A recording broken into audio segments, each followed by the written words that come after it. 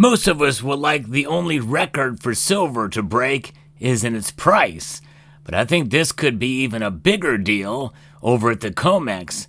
Let's talk about it and in perspective with gold as we explore.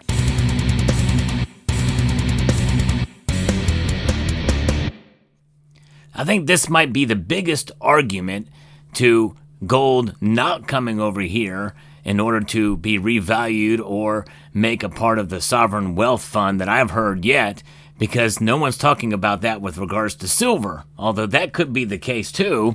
But I think that the fact that gold and silver are coming in at record numbers, especially silver now, as silver inventories have just risen to a record high in the New York storage of COMEX here. The best performing precious metal this week was gold, despite we saw its first weekly loss due to tariff threats against Canada and Mexico, which are going to take effect today. These threats led to a stronger U.S. dollar, which put pressure on gold, but a sharp decline in Bitcoin, which lost about 27% of its all-time high, triggered billions in redemptions from various Bitcoin ETFs. So as a result, gold bullion ETFs benefited from this asset rotation. I think in some ways, some of that probably will percolate into the silver market as well. And when we see dips in gold and silver's price, that provides an opportunity to buy. And I think that buying on the dips really is important as your dollar cost average. One of the places I'm encouraging folks to go to is Summit Metals, not just because they're a sponsor, but because they have been the low price leader many times for certain gold and silver products.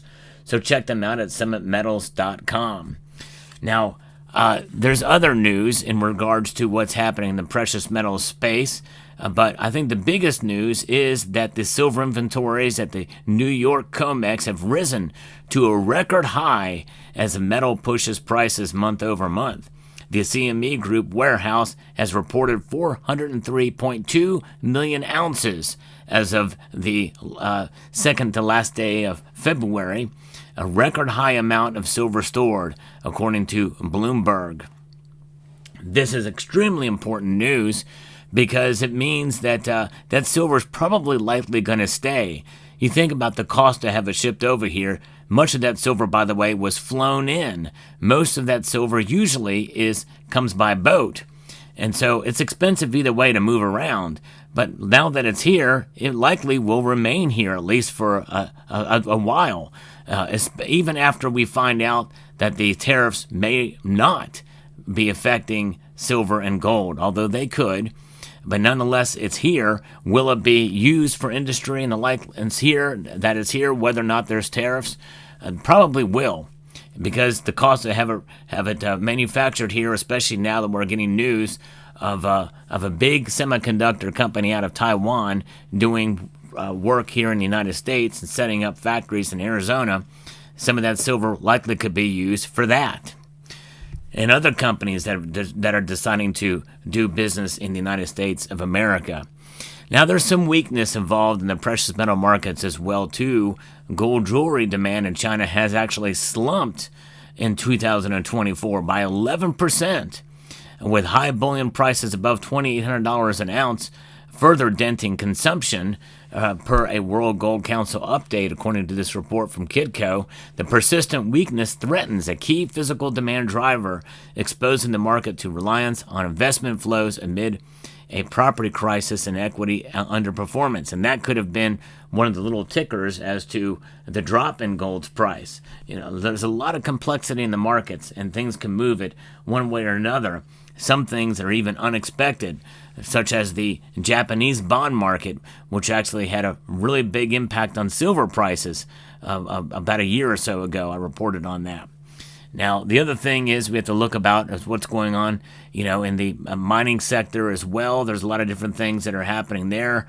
Franco-Nevada Corporation disclosed a $100 million write-down tied to ongoing delays in restarting Combre Panama is needed for its latest SEDAR filing in a mining.com article. So it's a setback. This impacts 112 million ounces of portfolio. And so that has weakened. So there's a lot of different things that can occur that can have an impact. But, there's other things that are happening with gold-backed ETFs in China, and they've actually swelled a bit, and it provides an opportunity. In the first 3 weeks of February, nearing a record 20.9 tons, driven by a pilot program allowing insurers to buy gold for the first time, as reported by Bloomberg, with banks like Goldman Sachs forecasting prices between $3,100 and $3,300 per ounce by the end of the year. This surge reflects gold's rising role as a hedge against currency depreciation and a diversification tool. Now, gold prices are important here with silver because gold may be driving silver. And even though the ratio could even widen, I think silver's going to benefit in part to what gold's price does here. And so I think that this move and this news now that there's a record high of silver at the COMEX, we're going to watch gold to see what happens next with silver, I think. Even in spite of a potential headwinds with a recession coming, which will dampen that, I think silver still could be lifted up at least to some level.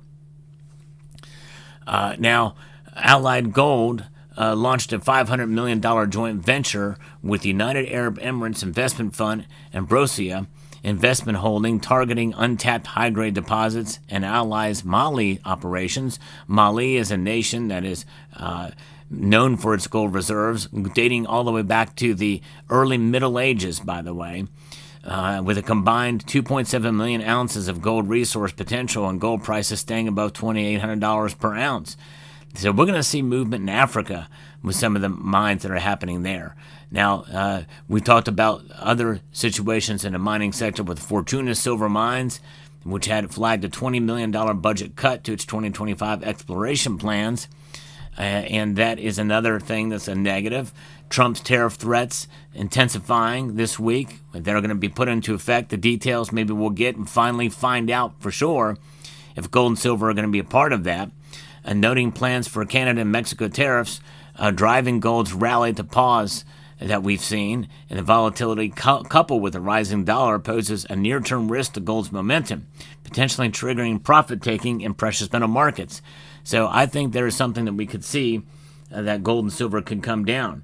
It doesn't really matter a whole lot at this point. People are it's baked in so much about these tariffs that I think that gold and silver prices are going to either stay where they're at or maybe even come down a bit from this. Silver's long-term underperformance versus gold is something that we have to understand. Despite a 0.95 correlation, silver's cyclical volatility has left investors who bought at 1980's $50 an ounce peak with losses, unlike gold's 2.45% inflation-adjusted returns since 1950. This disparity threatens silver's appeal as a gold proxy, potentially dragging sentiment in the broader precious metal market if gold rally falters. I agree with that very last sentence. However, I am encouraging silver stackers to not look at any given date like 1980's $50 peak, which adjusted for inflation now would be in a triple-digit silver. But it is a very unusual circumstance that will never happen again, likely. I can say that with pretty good confidence, although there are some exceptions. I guess it is a very slim chance that it could happen again. But silver really, in a sense, over the course of 125 years, it has preserved its value. And value is really what it's about, more so than price. Its value proposition is measured in the fact that it does adjust for inflation, holds its value. Price really, in a sense, in any given point in time is just a snapshot. But in the long run, holding silver is important. And I think that silver is important in an industry. It has over 10,000 uses. This is why we're seeing now silver move in record numbers into the COMEX. That silver more likely will be distributed for industrial use here in the United States and maybe even to some other nations, perhaps that are manufacturing. Some of it could go to Canada, some of it could go elsewhere, but we'll see how it plays out. But nonetheless, silver is making some moves in a physical way, not so much in terms of price. It's kind of an interesting thing, silver breaking records there, but not elsewhere. But what I like to do on this channel is give you the latest news, analysis, and hopefully some education along the way. So if you enjoy what I do here, I hope you will consider subscribing to the channel. I'm trying to reach 100,000 subscribers if I can by the end of the year. And I appreciate it if you could share this video as well with others. And so with that, I would like to extend a multitude of gratitude to each and every one of you for taking the time to listen and watch, and encourage you to please rate, share, comment, and subscribe.